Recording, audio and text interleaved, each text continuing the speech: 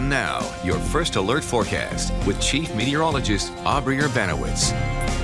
Well, check out this incredible view from this. This is the severe thunderstorm in southern Augusta County, also into Rockbridge County.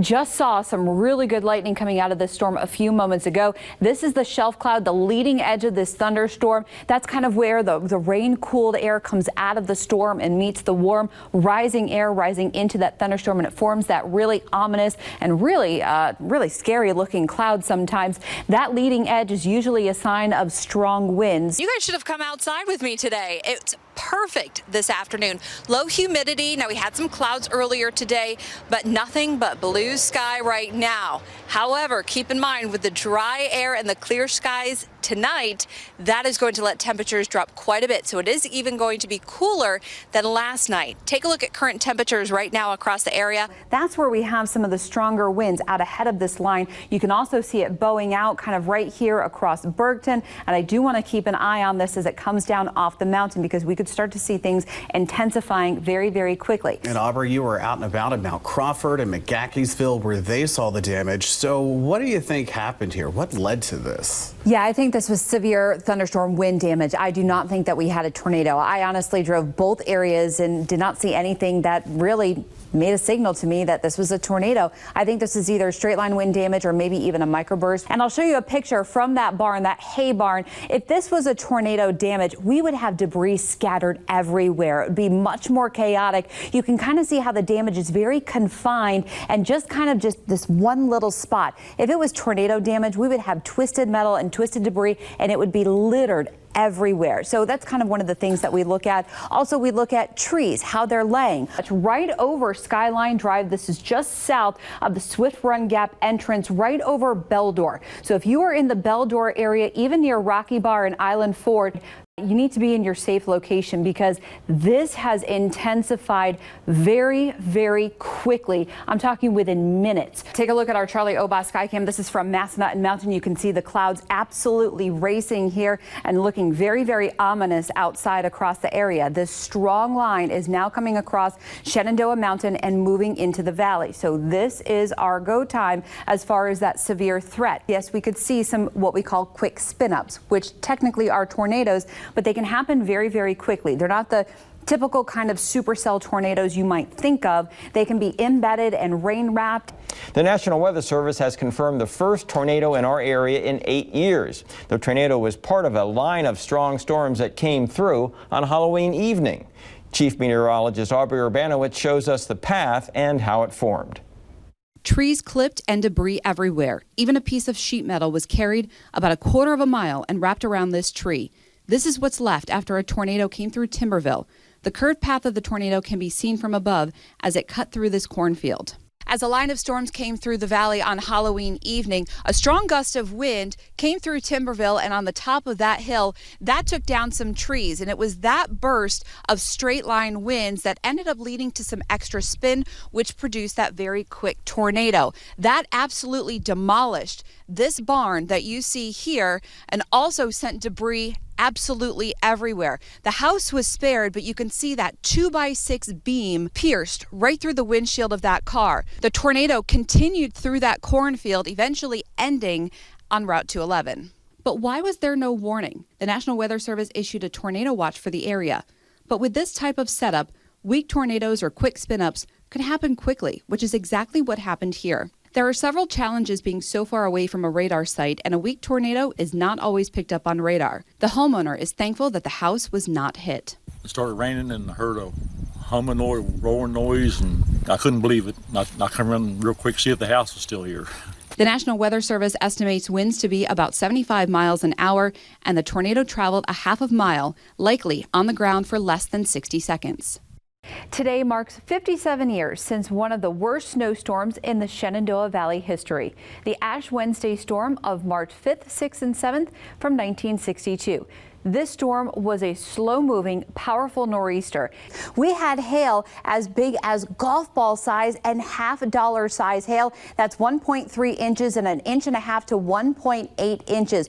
Just to give you an idea of how fast that warm, moist, rising air has to move into a thunderstorm to create hail that large, $half and golf ball size, that warm, moist air has to move at about 55 to 65 miles an hour. Geologists have counted more than 5,600 landslides in Nelson County from the storm. 50 years later, if you look close, you can still see some of the scars from Camille. From high winds across the East Coast to severe weather in the Deep South, I'm Chief Meteorologist Aubrey Urbanowicz, and let's start with a tornado outbreak from the weekend, where the National Weather Service has now confirmed 7 tornadoes across 4 states. Dozens of homes now damaged or destroyed. SHD in Weir's Cave picked up a wind gust at 46 miles an hour. When I tweeted that out, the airport said, yep, we felt that one. About 2 inches of rain also in the Weir's Cave area. Look at all of this lightning pretty much over Beldor, Elkton, Swift Run Gap. This storm has really intensified. It just intensified so quickly, which is why I was kind of concerned with it. Aubrey, are there still storms right now in our area? Yes, actually there are, and we do have a few more that are still forming, and I want to show you that view. We have some valley fog already setting up, so it is going to be a very foggy night once the rain eventually clears, but this is another batch of growing storms. This is looking to the southwest. Your first alert forecast with Chief Meteorologist Aubrey Urbanowicz. I have some new information about one of our severe storms from last night. This was taken from our Charlie Obas Skycam from Massanutten Mountain. This is looking toward Mount Jackson as that severe thunderstorm really rolled on. This is actually the rotating updraft with that supercell thunderstorm. Not only did we have torrential rain, but we also had hail about the size of quarters to golf balls and, yes, some damage. Take a look at this picture coming in from the Floyd Baker Farm in Mount Jackson, how a lot of this debris is just scattered about. We've got metal from some buildings, shingles ripped off, and some of these farm buildings destroyed. Looking at the damage, it does look like this was actually a microburst and not a tornado. And keep in mind, severe thunderstorms can be capable of producing winds 60 to 100 miles an hour as that air races down out of that thunderstorm. So again, this damage in Mount Jackson likely due to a microburst. So that was some severe damage from last night. Most of us did not see rain today. We've got a few showers moving out of Matthias right now. These are moving toward Baker, and eventually, if this can hold together, looks like that would be moving more toward Wardensville as opposed to over North Mountain. But we'll kind of keep an eye on this. Some pockets of some heavy rain. Doesn't even look like there's really much, if any, lightning with this right now. Elsewhere, we are dry for the night. This is all associated with that stalled out front that's still kind of hanging with us across, well, at least on the eastern side of the Blue Ridge and across the center of the state. That will start to weaken for tomorrow. We'll have high pressure building in for the weekend, which is not only going to keep us hot, but mainly dry for the next couple of days. Low temperatures for tonight in the lower to mid 60s. We will see a little bit of patchy fog once again. And for a lot of us, temperatures really not dropping too much more from where they are right now. So it's still going to be a pretty warm night and a hot weekend ahead. Temperatures rising pretty quickly for tomorrow. We'll start off with some sunshine after that fog mixes out and a few clouds in the afternoon. I'm not going to rule out a stray shower or storm for tomorrow, but it does look like most of us will stay dry, not just for Saturday, but for Sunday. With some of the heating, sometimes you can get a little extra boost from the terrain and a little extra uplift. It could produce an isolated storm. But again, the majority of us staying dry. Highs for tomorrow right around 90, and we'll climb a little bit more into Sunday. Highs in the lower 90s across the area. So still a very hot day. Once again, not ruling out an isolated storm on Sunday. What we'll have to keep an eye on for next week is a couple of thunderstorm complexes that could develop across the Great Lakes.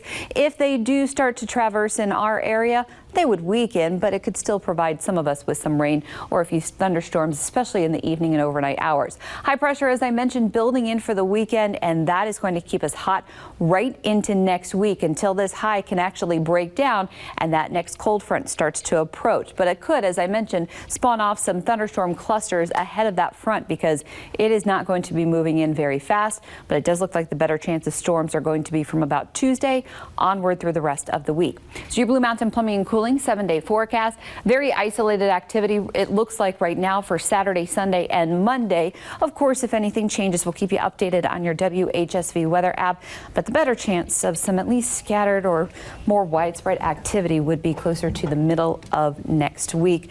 And hopefully we can drop in temperatures for next weekend. Yeah, right after, what, 5 days in the 90s? Think it cool down to maybe the higher 80s. Yeah, exactly, or mid 80s something. But Right. yeah, definitely one of the hottest Augusts I've remembered in recent memory.